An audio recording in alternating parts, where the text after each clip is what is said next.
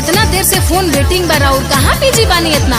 अरे काम के फोन रहे यार। कौन काम बा? 1 घंटा 2 घंटा कौन काम बा रउआ?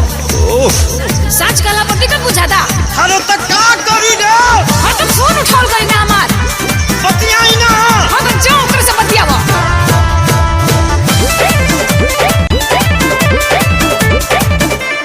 बिजी कहाँ तेरी तक राही, सच्चे सच्चे हमारा से कही।